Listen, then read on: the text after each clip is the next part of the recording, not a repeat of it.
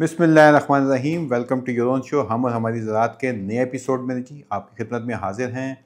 अक्टूबर का महीना जो मैंने पहले भी कहा था बहुत अहम होता है, जिसके अंदर पाकिस्तान की इकॉनमी की आउटलुक क्या आ रही है, उस आउटलुक का असर क्या हो रहा है हमारे जो सबसे बड़ा सेक्टर है एग्रीकल्चर के ऊपर। इसके साथ साथ आपकी जो ज़िंदगियों पे क्या असर आ रहा है, महंगाई किस तरफ जा रही है, ये बहुत बड़ा एक सवाल है जिससे कि आज जवाब आपके खिदमत में लेकर आएंगे। आज का प्रोग्राम शुरू करने से पहले दोबारा दरख्वास्त होगी, चैनल को लाइक करें, सब्सक्राइब करें और इसके साथ साथ कमेंट ज़रूर करें ताकि ये आपकी जो राय है वो हर एक तक पहुंच सके जी।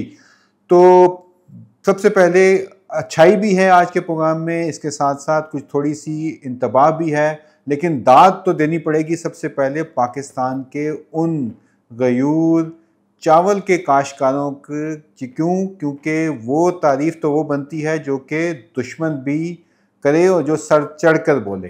हुआ क्या है, हुआ ये है कि पाकिस्तान का जो बासमती, जो मैं कहता रहा कि बासमती की तरफ आएँ, बासमती की तरफ आएँ, तो यूरोप के अंदर जो भारतीय कंपनियां थीं उन्होंने जो वहाँ पे उनके जो नुमाइंदा तंजीमें थीं उन दो कंपनियों की खसूसन, उन्होंने ये किया था कि पाकिस्तान से जो हमारा चावल है बासमती वो पाकिस्तान का इंपोर्ट किया है यूरोप में।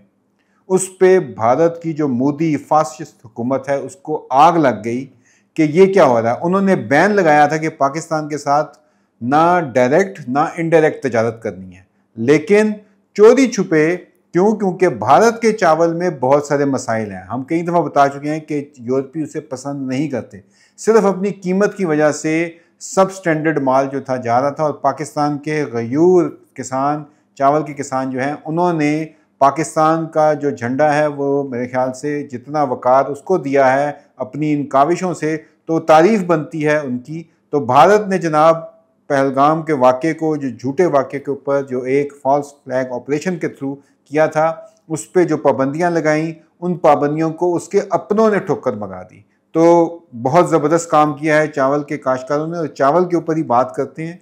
चावल पे जी लोग पूछ रहे थे कि रेट क्या रहेगा, क्या होगा सिलसिला। हमारे खुसूसन प्रोग्राम में बहुत सारे लोग जो उनसे वो शामिल होते हैं। तो चावल की जो सिचुएशन है, चावल की देखें, अब तारीफ़ जो दुश्मन ने भी की वही जो आपने काम करना है। और चावल की अब आपको पता है कि मंडियाँ बेहतर हो गई हैं। चावल में जी आपको अब जो हाथ की कटाई है और इसके साथ साथ जो मशीनी कटाई है, दोनों में जो है वो आपको अब फ़ायदा नज़र आ रहा है। 5,000 की जो नफसियाती हद है वो 4.5 से लेकर 5,200-300 तक की हमें नज़र आ रहा है कि उसमें हो रहा है। वजह क्या है? वजह आप आते हैं कि अमेरिका से एक रिपोर्ट आई है। अमेरिका की रिपोर्ट कहती ये है कि पाकिस्तान में जो ये चावल की इस दफ़ा की फसल है वो तकरीबन जो 9 मिलियन मेट्रिक टन पे थी वो नीचे आ गई है तकरीबन कोई 8 मिलियन मेट्रिक टन पे। वो कह रहे हैं अंदाज़ा ये है कि हमारे मुल्क में जनाब 18% चावल की जो है फसल वो मुतासिर हो गई है। और इसी वजह से आपने देखा कि मंडी जो उनसी है वो ऊपर चली गई है। अगर आपका साफ़ सुथरा माल है तो आपको बेहतर कीमत मिल रही है, लेकिन अमेरिकी जो सैटेलाइट USDA की रिपोर्ट है और अमेरिका का जो ख़ास मुस्तनद इदारा है उसने ये रिपोर्ट की है कि 18% हमारा चावल डिस्टर्ब हुआ है। उस वजह से पहले उन्होंने कहा था कि 5 मिलियन मेट्रिक टन चावल जो है वो बाहर भेजा जाएगा, एक्सपोर्ट होगा, लेकिन अब उसको तकरीबन 4.2 मिलियन मेट्रिक टन पर ले आया गया है। क्योंकि पाकिस्तान की अपनी जो ज़रूरत है, डोमेस्टिक जिसे हम कहते हैं, अपनी मुल्क की ज़रूरियात पहली वो पूरी करनी है। तो आइंदा नज़र ये आ रहा है कि चावल की जो कीमतें हैं कंज्यूमर के लिए वो महंगाई नज़र आ रही है। वो महंगा चावल रहेगा, उसका असर रहेगा। अच्छा चावल जो है, जो दरमियाना चावल है आपको पता है उसकी भी कीमतें डिस्टर्ब होंगी, लेकिन जो अच्छा चावल है उसमें अब वो एक्सपोर्ट क्वालिटी जिसे कहते हैं उसकी कीमतें ज़्यादा ऊपर रहेंगी। तो ये आप जहन में रखिए। जो चावल के ख़रीदार हैं उनके लिए पैगाम है कि चावल को आप यहाँ, तो क्योंकि उसको पता है कि हम लेते हैं चावल और पुराना चावल पसंद करते हैं, तो उसी तरह से आपको अपने इस्तेमाल के लिए चावल अगर लेना है तो वो ले लें और उसको कम से कम एक सीज़न की आप प्लानिंग करके रखें, क्योंकि कीमतें ऊपर ही रहेंगी। अब आते हैं जी गंदम की तरफ। इसी इदारे ने ये कहा है कि जो गंदम की सूरत हाल है, गंदम जो नज़र आ रही है हमें, वो भी इस साल सैलाब का पानी अभी तक वो कह रहे हैं कि खड़ा हुआ है। उस वजह से जो सैलाब के जो पानी खड़ा होने की बिना पे जो हमारी गंदम की बुवाई है वो लेट भी हो सकती है। और इसके साथ साथ उम्मीद ये की जा रही है कि 31 मिलियन मेट्रिक टन से ये हमारी जो इस साल जो है वो कम से कम 2 से 2.5 मिलियन मेट्रिक टन पैदावार कम होगी।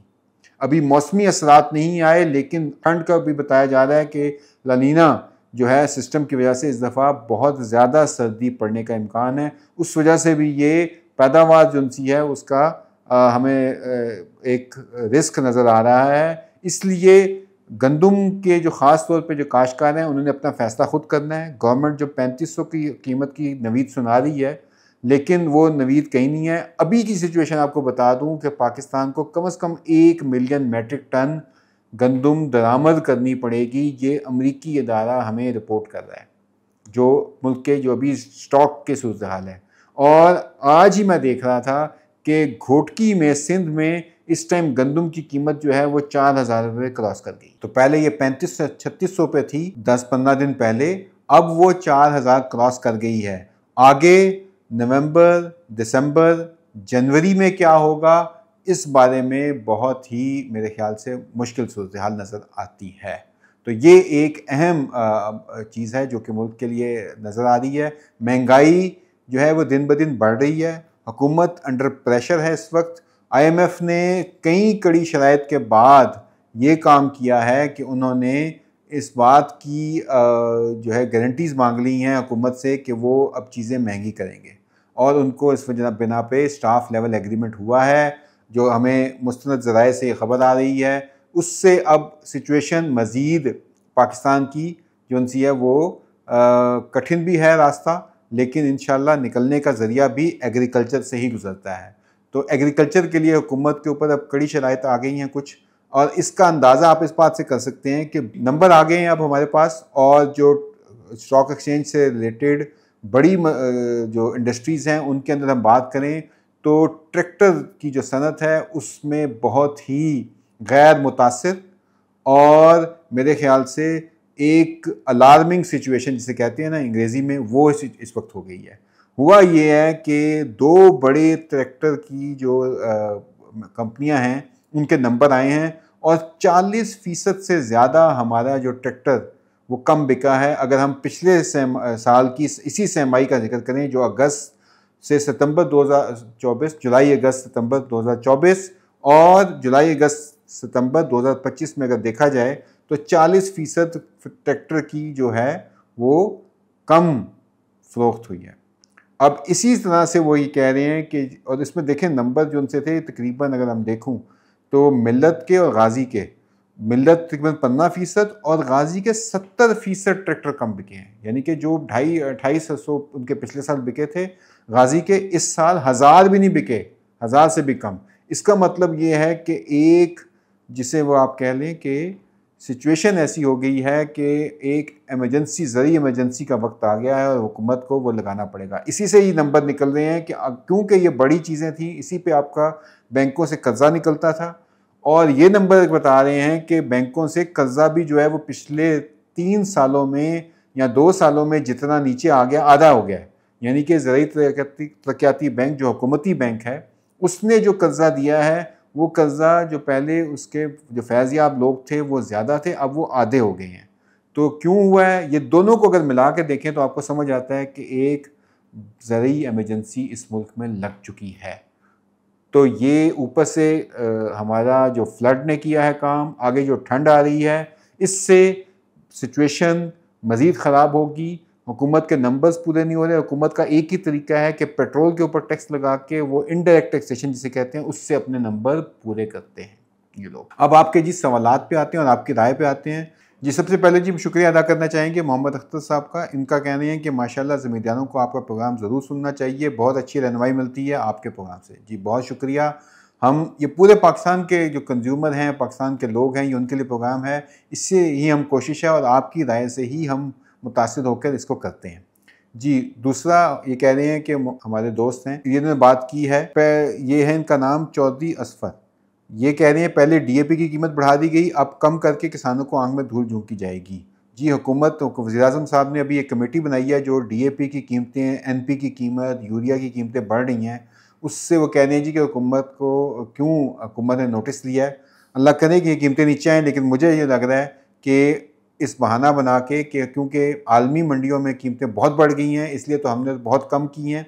मेरा नहीं ख्याल कि ये कुछ ज़्यादा इसके ऊपर ज़्यादा ये हरकत नज़र आएगी या कीमतें कम होंगी, क्योंकि सब्सिडी भी बंद हो गई है।